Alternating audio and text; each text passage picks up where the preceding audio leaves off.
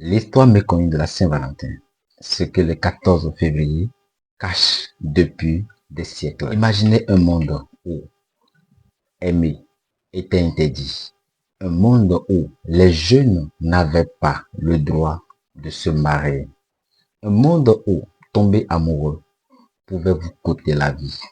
Cela paraît incroyable aujourd'hui, mais c'est pourtant dans ce contexte qu'est née l'histoire de la Saint-Valentin. Chaque année, le 14 février, des millions de personnes échangent des cadeaux, des fleurs et des messages d'amour. Mais connaissez-vous réellement l'origine de cette fête? Avant d'aller loin dans les détails, aimez et surtout partagez la vidéo. Votre transformation, c'est maintenant. ADGH, pense mieux, j'aime mieux, grandis mieux. ADGH, l'éducation qui transforme. Bienvenue dans la rubrique Mon éducation, mon élévation de l'Académie de GH. Parce qu'on ne bâtit pas une grande entreprise avec de petites habitudes. Ici, nous parlons discipline financière, entrepreneuriat, leadership, art oratoire et développement personnel. Comment multiplier sa chèvre au lieu de la manger. Je suis Gérard le transformateur et aujourd'hui nous allons faire évoluer votre manière de penser. Also, commençons. Bonsoir chers amoureuses et amoureuses de l'Académie de GH. Je suis Gérard le transformateur. J'aide les entrepreneurs, les talents et les passionnés du numérique à gagner des clients et du temps sur le site internet, leurs réseaux sociaux et leurs documents administratifs béninois. Aujourd'hui, je vous invite à découvrir l'histoire fascinante de la Saint-Valentin à travers 5 grandes étapes qui ont marqué son évolution jusqu'à nos jours.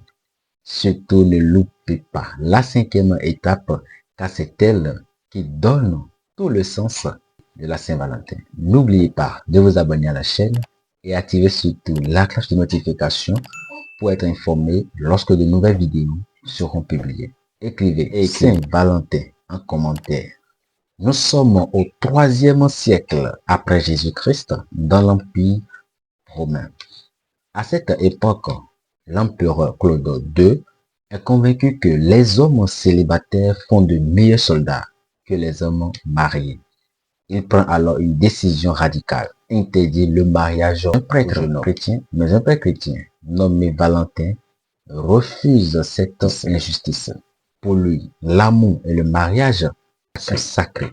Il continue donc à célébrer des unions en secret. Lorsque l'empereur découvre ses activités, Valentin est arrêté puis emprisonné. Selon la tradition chrétienne, durant son emprisonnement, Valentin se lie d'amitié avec la fille de son geôlier. Certaines légendes racontent même qu'il lui aurait rendu la vue. Après son exécution, il lui adresse une lettre qu'il signe Ton Valentin. Une formule devenue célèbre après des siècles. Le 14 février 269, Valentin est exécuté. Son courage et sa fidélité à ses convictions feront de lui un symbole d'amour et de dévouement. Plus tard, l'Église le reconnaîtra comme un saint. À cette époque, les Romains célébraient déjà une fête appelée les Lupercales. Cette cérémonie était associée à la fertilité et au renouveau de la vie. Au 5e siècle, le pape Gélase Ier décide de remplacer progressivement cette célébration païenne par une fête chrétienne. Il fixe alors la célébration de Saint-Valentin au 14 février. C'est ainsi que la date commence à prendre une importance particulière dans le calendrier chrétien. Au Moyen-Âge, une croyance populaire affirme que les oiseaux choisissent leur partenaire à la mi-février. Cette idée inspire plusieurs poètes. Parmi eux, Geoffroy Chaucer, considéré comme l'un des premiers auteurs à associer officiellement la Saint-Valentin à l'amour romantique. À partir de cette époque, les amoureux commencent à échanger des lettres, des poèmes et plus tard des cartes de Saint-Valentin. La tradition se répand progressivement dans toute l'Europe avant de conquérir le reste du monde. Aujourd'hui, Beaucoup réduisent la Saint-Valentin aux cadeaux, aux sorties ou même aux dépenses. Pourtant, l'histoire nous enseigne autre chose. À l'origine, cette fête est le souvenir d'un homme qui a risqué sa vie pour défendre ce qu'il considérait comme juste.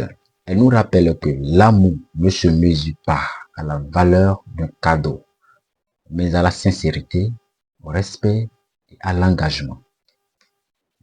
Comme l'écrivait Antoine de Saint-Exupéry, aimer, ce n'est pas regarder l'un l'autre, c'est regarder ensemble dans la même direction. La Saint-Valentin n'est donc pas née dans les boutiques ou les centres commerciaux. Elle trouve ses racines dans l'histoire de Valentin, un homme qui a choisi de défendre l'amour malgré les risques.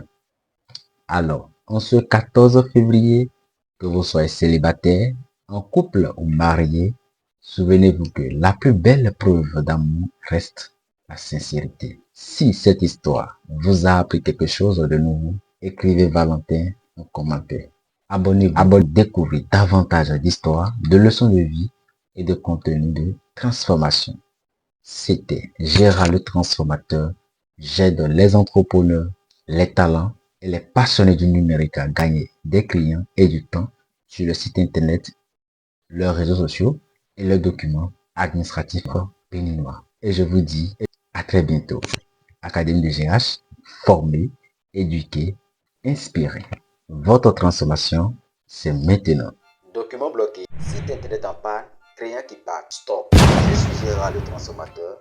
Avec le cabinet ADGH, on débloque votre business, site web, réseaux sociaux et documents administratifs béninois. Vous faites du chiffre, je gère le reste. Sur le canal digital, on parle digital, entrepreneuriat, développement personnel et art oratoire. ADGH, le cabinet qui vous forme, vous éduque et vous inspire. Appelez le +229 01 97 70 52 82. Académie de GH, votre transformation, c'est maintenant.